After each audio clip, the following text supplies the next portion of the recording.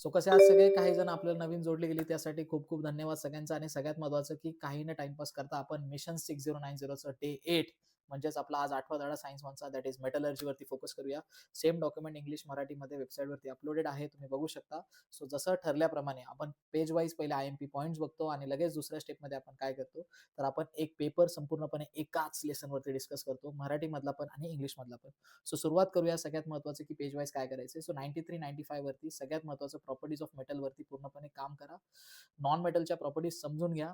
Okay. त्यानंतर properties of metals म्हणजे थोडक्यात तुम्ही जर डिफरन्स पण याचा प्रॉपरली एका टेबलमध्ये जर लिहून किंवा एआय दादाकडून घेतला तरी चालेल. एआय दादाकडून तुम्ही जरी डिफरन्स घेतला तरी तुम्हाला तो प्रॉपरली टॅब्युलर फॉर्मॅटमध्ये स्क्रीनशॉट काढून ठेवला किंवा लिहिला तुम्ही तरी चालेल. ओके. सो केमिकल प्रॉपर्टीज वरती खूप मोठं काम करा. म्हणजे सगळ्यात महत्त्वाचं की ह्या पेजवरती हे खूप 2 गोष्टी खूप महत्त्वाच्या आहेत. That is chemical properties of metals खूप महत्त्वाचे आहेत. Chemical properties of non metal धातूचे खूप महत्त्वाचे आहेत. Ionic compounds. ओके. ह्या 3 गोष्टींवरती प्रॉपरली भर द्या काही करून. पेज नंबर 96 वरती एकच पेज घेतले का तर रिएक्टिव्हिटी सीरीज ऑफ मेटल्सचा आपला डायग्राम आहे त्याच्यावरती. तो डायग्राम प्रॉपरली करा. पाण्यासोबत कोण होतंय, रिएक्ट त्याच्यानंतर तुमचं ऑक्सिजन सोबत कोण होतंय. ओके. गोल्ड एक असा एलिमेंट आहे जो कोणासोबत होत नाही. सो ह्या बारीक-बारीक गोष्टी समजा. का तो त्याच्यासोबत होत नाही त्याच्या मागचं कारण जर शोधायचं तर शोधा, अन्यथा नाही शोधलं तरी चालेल. पण टेबल डोक्यात आला पाहिजे. ओके. एमसीक्यू साठी खूप महत्त्वाची गोष्ट आहे ती. ओके. त्यानंतर पुढे 97-98 वरती केमिकल प्रॉपर्टीज, आयोनिक बॉन्ड्सवरती पूर्ण काम करा. त्यानंतर आयोनिक कंपाउंडच्या प्रॉपर्टीजवरती काम करा, की कारण आयोनिक कंपाउंडचे प्रॉपर्टीज खूप वेळा येऊन गेलेत आणि तुम्ही ते बऱ्यापैकी नाही करत. म्हणजे तुम्हाला माहीतच नाही ते कोणत्या धड्यातून येतात म्हणून ते राहून जातात. ओके. त्यानंतर सोल्युबिलिटीवरती पूर्ण काम करा. कंडक्टिव्हिटी आणि इलेक्ट्रोलाइट्स हे 3 शब्द प्रॉपरली डेफिनेशन किंवा त्याच्यामध्ये ॲक्टिव्हिटी कोणती आली ते बघून घ्या. पेज नंबर 99 वरती मिनरल्स काय असतात, मेटलर्जीची डेफिनेशन काय आहे, ओर्स काय असतात, गँग्यू काय असतं, एक्सट्रॅक्शन काय असतं आणि स्टेजेस काय असतात. स्टेजेस ऑफ मेटलर्जी म्हणजे काय होतं, ह्या धड्यामध्ये आपण एक शिकतो, की धातू जो आपण पृथ्वीमधून काढतो, तो पृथ्वीमधून काढत काढत असताना वेगवेगळे प्रोसेस फॉलो केले जातात. आपल्याला डायरेक्ट बोलतात ना, लोखंडाचा दगड नाही भेटत, वितळला, गोष्टी बनवल्या झाल्या असं नाही. आपण काय करतो, तो शुद्ध करतो, प्युरिफाय करतो. ओके. म्हणजे तो काढायचा आहे, तो शुद्ध करायचा आहे. ह्या सगळ्या प्रोसेसला मेटलर्जी म्हणतो. जिथून काढतो त्याला आपण ओर म्हणतो. ORE ओर म्हणतो. ओके. सो बऱ्यापैकी ती गोष्ट आहे. सो तुम्ही बऱ्यापैकी काय करायचं ती गोष्ट समजून घ्यायची हळू-हळू. ओके. आणि जर काही डाउट असेल तर कमेंट करून टाका. मी प्रॉपरली त्याच्यावरती प्रॉपरली व्हिडिओ बघेल किंवा Instagramला डीएम केलं तरी चालेल.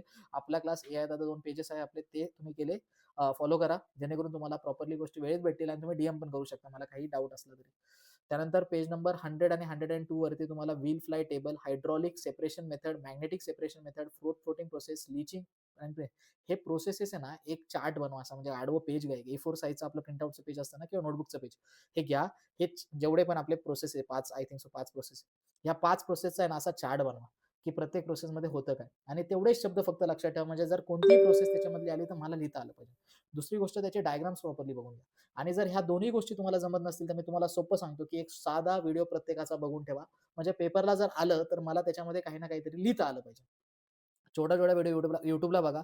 जेणेकरून तुम्हाला ते ग्राफिक्स किंवा म्हणजे ती मशीन हलतीये किंवा त्या ज्या गोष्टी ॲनिमेशनमध्ये दिसतात आहे, त्या तुम्ही बऱ्यापैकी बघू शकता आणि तुम्हाला बऱ्यापैकी त्या समजतील पण. म्हणजे तुम्हाला पटकन त्या करता पण येतील.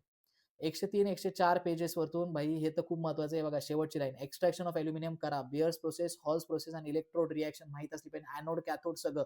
क्रायोलाइट, फ्लोरोस्पार काय आहे? इलेक्ट्रोमॅग्नेटिक रिडक्शन काय आहे? सगळ्यात महत्त्वाचं अजून एक गोष्ट त्याच्यामध्ये, की कॅथोडची आणि एनोडची रिएक्शन आहे. अॅल्युमिनियम वेगळं कसं होतं? अॅल्युमिना काय आहे? अॅल्युमिनेट काय आहे? त्याच्यानंतर तुमचं कॉस्टिक सोडा, सोडियम कार्बोनेट हे सगळं आपण का वापरलंय? कशासाठी वापरलंय? प्रॉपर बेअरची प्रोसेस वेगळी लिहा, हॉलची प्रोसेस वेगळी लिहा. दोन्ही पण कंबाईन करू नका. पोरं कंबाईन करतात, लय मोठा प्रॉब्लेम येतो. अॅल्युमिनियम हायड्रॉक्साईड पासून आपल्याला अॅल्युमिना भेटतो. सो Al2O3 अॅल्युमिना आहे आपलं. सो हे बारीक-बारीक गोष्ट असतात जी नाही भेटत. तिथं लिहिलेलं नाहीये. तर टेक्स्टबुकमध्ये रिएक्शन आहे त्याच्यावरती ते लिहा. जेणेकरून तुम्हाला ते बऱ्यापैकी लक्षात राहील. मी आत्ताच सांगतोय, परत नाही सांगणार. हां, रोस्टिंग, कॅल्सिलेशन मधला फरक समजून घ्या. लीचिंग पण आहे त्याच्यासोबत एक शब्द, जो आय थिंक सो आता इथे नाहीये. पण लीचिंग पण रोस्टिंग, कॅल्सिनेशन सोबत करा. 105 वरती एक्स्ट्रॅक्शन ऑफ झिंक वरती कोणी लक्ष देत नाही, पण तुम्ही लक्षात द्या. थर्मिट रिएक्शन खूप महत्त्वाची. पहिलं सांगतो वेल्डिंगमध्ये ते रेल्वेजचं उदाहरण लक्षात ठेवा. रेल्वे नाही का 2 रेल्वे पटऱ्या असतात, सॉरी रेल्वेज बोलतोय. रेल्वे ट्रॅक्स असतात. ते जोडण्यासाठी आपण हे सगळ्या गोष्टी वापरतो. तुम्ही येता-जाता जर रेल्वेमध्ये प्रवास केला असेल, तर तुमच्या लक्षात आलं असेल किंवा कोणत्या पिक्चरमध्ये पाहिलं असेल. सो झिंकच्या एक्स्ट्रॅक्शनवरती नक्की काम करा. मी पहिलं सांगतो, तुम्ही नाही करत. इलेक्ट्रोलायसिसवरती भर देत नाही, नक्की द्या. एक्स्ट्रॅक्शन ऑफ मर्क्युरीवरती कोणी भर देत नाही, लक्षात घ्या. नुसतं अॅल्युमिनियम डोक्यात घेऊन बसू नका मित्रांनो. अॅल्युमिनियम सोबत त्या धड्यात झिंक सुद्धा आहे, त्या धड्यात मर्क्युरी सुद्धा आहे. हे डोक्यात टाका, म्हणजे जेणेकरून तुमच्या लक्षात राहील. नेक्स्ट आहे कोरोजन. सो कोरोजनचा तर खूप महत्त्वाचा टॉपिक आहे. लोखंडासोबतचं कॉपर सोबतचं, चांदी सोबतचं आणि अॅल्युमिनियम सोबतचं 4 गोष्टी मी सांगतोय पेज नंबर 16,108 वर. 106 आणि 108 वरती 4 गोष्टी मित्राकर डाव्या साइडवरती आहे, लेफ्ट साइडच्या पेजवरती. लोखंडाला गंज लागल्यावर काय होतं? तांब्याला म्हणजे कॉपरला गंज लागल्यावर काय होतं? सिल्वर चांदीला गंज कसा लागतो आणि लागल्यावर काय होतं? आणि चौथी गोष्ट अॅल्युमिनियमला. आणि त्यानंतर पुढच्या पानावरती की ते गंज काढायचेत आपल्याला. मग ते गंज काढण्यासाठी आपण टेक्निक वापरतो. एनोडाइज बघा इथून चालू होतं. टिनिंग, एनोडायझेशन, गॅल्व्हनायझिंग, इलेक्ट्रोप्लेटिंग आणि अलोईंग हे सगळे टेक्निक्स आहे. अलोईंगमध्ये ब्रॉन्झ आणि स्टील कशापासून बनलेलं आहे ते विचारतील. ब्रॉन्झ कशापासून बनलाय? कॉपर आणि टिन पासून. किती टक्के आहे ते पण विचारतात. पहिलं सांगतो नीट प्रॉपर बारकाईने वाच. स्टेनलेस स्टील जे बनलंय अलोयमध्ये आहे स्टेनलेस स्टील आणि खाली एक ब्लू कलरचा बॉक्स आहे. त्याच्यामध्ये सिल्वरच बोलतोय. मर्क्युरी, अमॅल्गम बद्दल शब्द आलाय. अमॅल्गम. हा अमॅल्गम शब्द बॉक्समध्ये मार्क करून ठेव. हा येईल तुला. मर्क्युरीच्या रिगार्डिंग आहे. एक्झाम फोकस काय-काय ते बॉक्समध्ये दिलेलं आहे इथे बघ. इकडे नको वेड्यावानी. इथे बघ. हां आणि हे 6 स्टेप्स आहे. पहिलं काय बघायचं, दुसऱ्यांदा काय करायचं, तिसऱ्यांदा काय करायचं, चौथ्यांदा करायचं. रोज सेम प्रोसेस सेम एका चॅप्टरसाठी करायची. हे लक्षात ठेव. आत्ताच लक्षात ठेव. परत मला बोलायला लावू नको आधीच सांगतो. ओके. 2x वरती बघ, नाहीतर पार बोलतात ना एकदम स्पीडमध्ये बघ. पण स्किप करून बघू नको. स्किप करून बघितल्यावरती खूप मोठा प्रॉब्लेम होतो. ओके आणि हे सगळं जे मी तुला दाखवतो हे सगळं तू डाउनलोड करू शकतो. पहिलं सांगतो वेबसाईटवरून. हे मी दाखवतोय म्हणजे माझ्याकडेच राहील अशातला काही भाग नाहीये. ओके. काही डाऊट असेल तर Instagramला डीएम करत जा मला. म्हणजे मला समजत जातात गोष्टी कारण माझ्यापर्यंत गोष्टी आल्या पाहिजे तोपर्यंत मी त्या सॉल्व्ह पण नाही करू शकणार.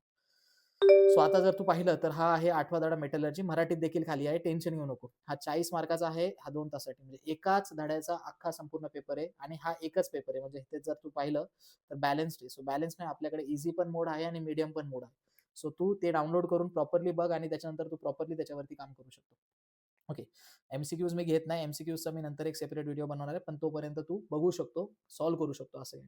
आता पहिला गिव्ह रिझन या धड्यातून आलाय sodium metal is always kept in kerosene. आता सगळ्यांना माहिती आहे की सोडियम मेटल हा हायली रिएक्टिव्ह आहे. खूप खूप जास्त अभिक्रिया करतो. म्हणून त्याला नेहमी रॉकेलमध्ये ठेवलं जातं. पाईन ऑइल वरती आलाय. Pine oil is use in a flotation method. आता फ्लोटेशन मेथड तुला बघायला लागेल. त्याच्यामध्ये आपण तेल वापरतो. ते का? तर ते तुला समजेल तिथं फेस तयार करण्यासाठी. नेक्स्ट आहे anodes need to be replace time to time after electrolysis of aluminium. म्हणजे इलेक्ट्रोलायसिस केल्यानंतर एनोड जे आहेत ते आपल्याला सतत बदलावे लागतात. त्याचं कारण गिव्ह रिझन मध्ये विचारले. अजून अजून तुला 6 गिव्ह रिझन ह्याच धड्यातले भेटतील. म्हणजे एका धड्यातून 9 गिव्ह रिझन आपण काढतो. तर 9 गिव्ह रिझन पुढच्या 2 पेपरमध्ये तुला भेटतील. म्हणजे पेपर वेबसाईटवरती मी नाही घेऊन येत तिथे. मी फक्त बॅलन्स वाला आणतो. म्हणजे ईझी आणि डिफिकल्ट दोन्ही याच्यात आहे म्हणून हाच घेतो. ईझी वाला पण आहे आपल्याकडे आणि डिफिकल्ट वाला पण आहे. सो प्रॉपरली सगळं व्यवस्थित कर. आता बघ मी कॅल्सिनेशन रोस्टिंग वरती बोलणारच होतो. त्यात पहिला प्रश्न आलाय difference between calcination and roasting. त्यानंतर गँग्यू मटेरियल काय? रिएक्शन कंप्लीट करायला विचारली म्हणून रिएक्शनला प्रॉपर एमॅल्गम शब्द आलाय म्हणजे आलाय बघ. ज्या गोष्टी आयएमपी पॉइंट्समध्ये नव्हत्या त्या पेपरमध्ये आल्यात. एमॅल्गमचं एक्झाम्पल देखील त्यांनी विचारले तर प्रॉपरली आयोनिक कंपाऊंडच्या प्रॉपर्टीज मी सांगितल्या होत्या करायच्या आहेत. आयोनिक कंपाऊंडच्या प्रॉपर्टीज अत्यंत खूप महत्त्वाच्या आहेत. मॅग्नेटिक सेपरेशन मेथड वरती आहे, अॅल्युमिनियम आणि आयर्न वरती आहे, हॉल्स प्रोसेस आहे, थर्मिट रिएक्शन सांगितली होती, एनोडायझेशन आहे, अलोईंग आहे, रिएक्शन कंप्लीट करायला सांगितली, हायड्रॉलिक सेपरेशन मेथड पण आलेली आहे. प्रत्येक प्रश्न आयएमपी पॉइंट्स मधून आलेला आहे. म्हणजे प्रॉपरली तू पाहिलं पेपरमध्ये तर तुमच्या लक्षात येईल. Next electrolytic reduction of alumina म्हणजे अॅल्युमिनियमचं रिडक्शन विचारलेलं आहे त्यांनी प्रॉपरली. मी सांगेल बियर्स आणि हॉल्स पण नीट करा. दोन्ही पण आयएमपी आहे. सो बियर्स आणि हॉल्स केलीच पाहिजे मुलांनी. नेक्स्ट आहे फ्लोटिंग मेथड. ओके. त्यानंतर सेम हाच पेपर मराठीमध्ये देखील आहे हा. जर प्रॉपर पाहिलं तर इथं धातू विज्ञान ही आन्सर की पेपर नसेल 40 मार्काचा आहे आणि कठीण जे आहे संतुलित आहे म्हणजे इझी पण आहे आणि ही आन्सर की म्हणजे तुम्हाला आन्सर की मी एक सॅम्पल ठेवलाय बघायला. इंग्लिशवाली पण आन्सर की आहे, मराठीची पण आन्सर की आहे. ही वेबसाईटमध्ये बघेल आणि डाउनलोड कसे करायचे त्यासाठी एक वेगळा व्हिडिओ प्लेलिस्टमध्ये आहे. आपल्या मिशन 6090च्या प्लेलिस्टमध्ये सगळे व्हिडिओज आहेत. तू जाऊन प्रॉपरली बघू शकतो कंटेंट सगळं जेणेकरून तुझ्या लक्षात येईल. ओके कारण खूप काही गोष्टी मी बनवतो आणि खूप टाकत असतो पण बऱ्यापैकी मुलं बघत नाही. पण ठीक आहे हे बघू शकता तुम्ही. ही आन्सर की आहे ही डाउनलोड करून घे, हायलाइट करून घे. जेणेकरून बऱ्यापैकी काय गोष्टी मी टाकलेल्या त्या खूप बोल्ड अक्षरामध्ये देखील लिहिलेली आहे. सो अशाच प्रकारे रोज मी डे वाईज सगळ्या घेऊन येतोय गोष्टी. तुम्ही जर नसेल करत तर कदाचित तुम्ही मागचे 8 दिवस म्हणजे बोलतात 7 दिवस मीच केलेत. आज 8वा दिवस आहे. सो 7 दिवस जे मिस झालेत ते जाऊ द्या. पुढचं कंटिन्यू करा आणि मध्ये-मध्ये जेव्हा तुम्हाला वेळ भेटेल, तेव्हा तुम्ही ते बऱ्यापैकी काय करू शकता, कव्हर करू शकता. म्हणजे सॅटर्डे, संडेमध्ये तुम्ही मागचे डेज जे आहेत ते प्रॉपरली कव्हर करू शकता. जिथे तुम्हाला टाईम भेटतोय. एनर्जी तुमची चांगली आहे. बोर्ड्सपर्यंत दादा मी हे करू शकते. तर दादा ठीक आहे मग कर मग. ओके. सो हे बऱ्यापैकी सगळ्यांनी फोकस करा. व्हिडिओ सगळ्यांसोबत शेअर करा. स्टेटसच्या माध्यमातून, ग्रुपच्या माध्यमातून गावातल्या. जेणेकरून हा व्हिडिओ सगळ्यांपर्यंत पोहोचेल आणि आपल्या सोशल मीडियाच्या अकाउंट्सला नक्की फॉलो करा. जेणेकरून पुढचे अपडेट्स तुम्हाला प्रॉपरली भेटतील. ओके. सो भेटूया आपल्या नेक्स्ट व्हिडिओमध्ये. उद्याच्याच रे, लेट नको करू. डे 9